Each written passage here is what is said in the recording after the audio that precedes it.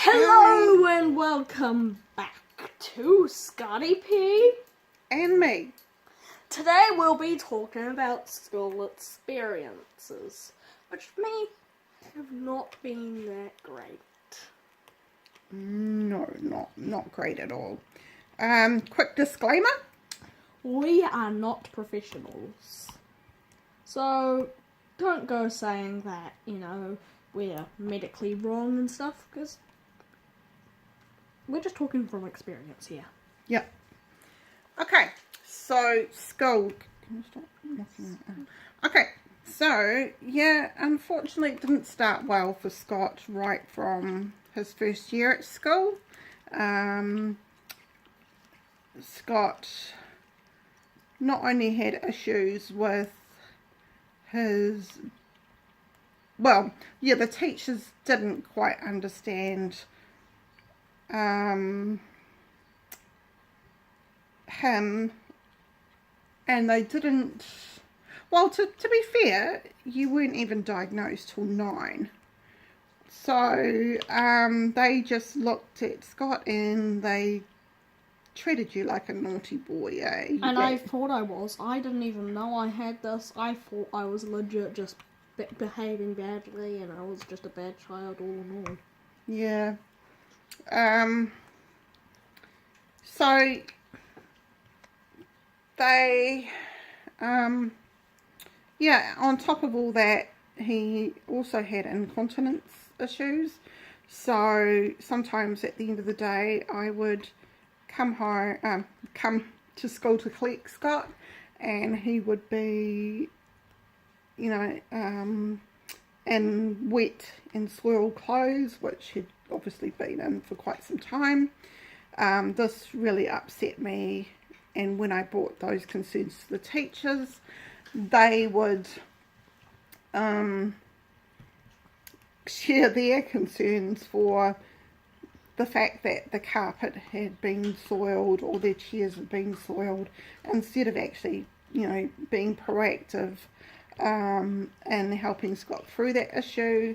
I would always pack a bag with spare clothes. I'd always talk to the teachers about this issue and how he was under an incontinence nurse, and that he needed to be reminded to go to the toilet frequently, but they just couldn't really be bothered. So you spend a lot of time at school in hallways, eh? Yeah, being sent out there as a troubled child. Teachers just thinking that this child was just being a nuisance, just, trying to get attention and stuff. And the thing is, that really, really hurts me to this moment, I actually believed them. I thought that I was just this child looking for attention, just doing this because I could. Just because I'm a naughty child. Yeah. And that's the worst thing. I think it took Scott a long time to adjust to school life. The change in environment from being in a preschool to school, that transition can be quite hard, eh? There were things at school that you found quite hard. I could hardly spell at all. Yep. I mean, in terms of not the work, but the environment. So the noises, the lights, the hard chairs. Do you want to talk about that for a bit? Yeah. Like we said in previous videos, we ASD people are really, really, really, really sensitive to stuff. Lights, touch. So sight, touch, smell, hearing, feel, and feelings. 5 senses. All drastically boosted. Oh, that's Toby's ear. He's one of our dogs. Yeah. So those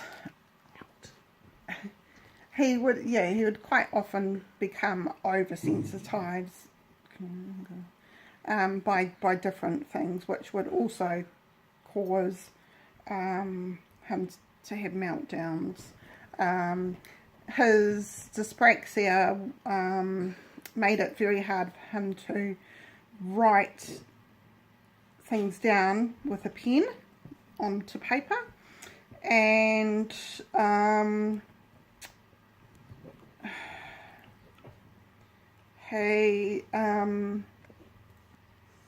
that took quite a bit of concentration. Quite a bit of concentration to get the messages from here down to the paper. I could think really well. Yeah, there's nothing wrong with your intelligence. You're very, very intelligent boy, but it's just getting you the just had ideas a few issues.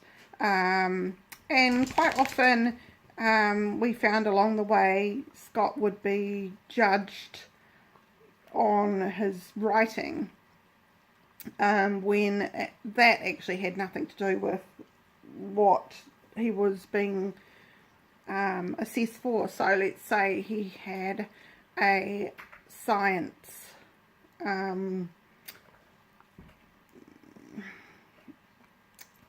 homework or something. So basically he was being marked on the handwriting and not the content of his work, which was quite upsetting for Scott, because even when it came to storytelling, story writing, he had, and still do, have some amazing ideas, but was constantly being judged on what it looked like. And, your writing's not good enough, you need to change it, blah, blah, blah, blah. And that was very, very desponding for you, wasn't it? I really, really tried as well. I tried to change. Mum and Dad kept saying, keep trying with your spelling, you'll get better, but I just didn't. And a lot of teachers had this wonderful theory that if they just sat Scott down for long enough and made him do it over and over, that repetition would get those fine motor skills working, and his handwriting would improve, when in fact that wasn't true, and that would just only lead to more meltdowns. The other thing he found about school that was quite hard was just things like rules, well, not rules, but not being picked for to be a leader, not being picked for awards, not winning this, not winning that. That was really hard for him. Things like a simple game of musical chairs, he would find very hard, because if he got out, that would really upset him, because he wasn't winning. That sense of I must win was overwhelming, and when he didn't, that would send him into a meltdown. And then the teachers would just think that you were just being a spoiled little boy that wasn't getting his own way. So perfectionism. Yeah. So I guess as parents, we spent a lot of time talking to the teachers, trying to educate them about what they were dealing with. Even before we knew what was going on with Scott, we would explain, look, this is happening because he finds writing hard, or this is happening because children are teasing him because you haven't told him to go and get changed. There was always a trigger behind his behaviour. And when we did finally get our diagnosis, that made it even easier for us as parents to explain to the teachers, look, there is actually a legitimate reason behind this. He's not a naughty child. He just is wired differently and understands things differently. So, you as a teacher need to adjust your way of teaching, not just Scott. That's not how it's going to work.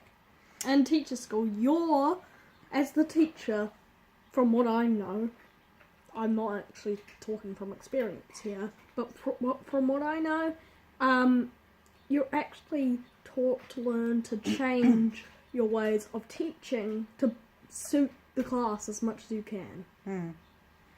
Yeah, and a lot of teachers didn't do that. They were very stuck in the old times of teaching, or had their own way of teaching. And you know, a lot of teachers have this theory that for most things, you know, if your child doesn't fit in their square peg and you've got a round child, it's not going to work for them. It's in the too hard basket. So they get sent to the principal, they get sent in the hallway, you know, so they're out of the picture and they don't have to worry about that. And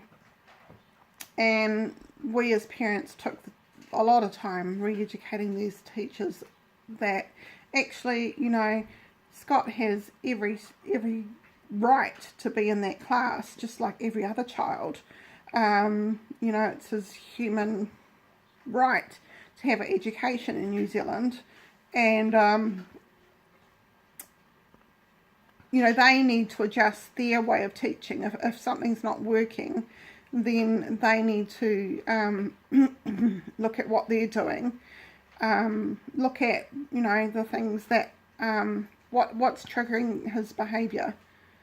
Is it because it's too loud? Is it because there's too much light? Is it because this children are being too noisy?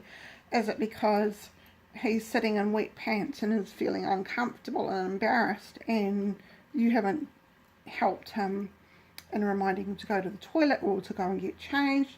You know, all these things can have a building up effect and cause meltdowns. Yeah, so maybe, is there one last thing you want to say, and then we could make a part 2 about the good things that have happened at school? Just one thing to say, a few things actually. Yes, it did turn out well. Things have changed. I don't actually use this thing as a reason why I do bad stuff anymore. It's not an excuse. You need to learn that as a person that has ASD. Just because you have it, it's not an excuse. But when you're really young, it's hard to control it. And especially when you don't even know you have it. So, just saying, it all went well in the end. And, yeah. Next time we'll be going over the actual stuff that went well and how different teachers and places treated me. Okay, we're going to sign off now. We'll be making a part 2 as soon as we can. Yep. But until then, see you later. guys. Don't forget to subscribe. If you want to stay tuned, that is. You don't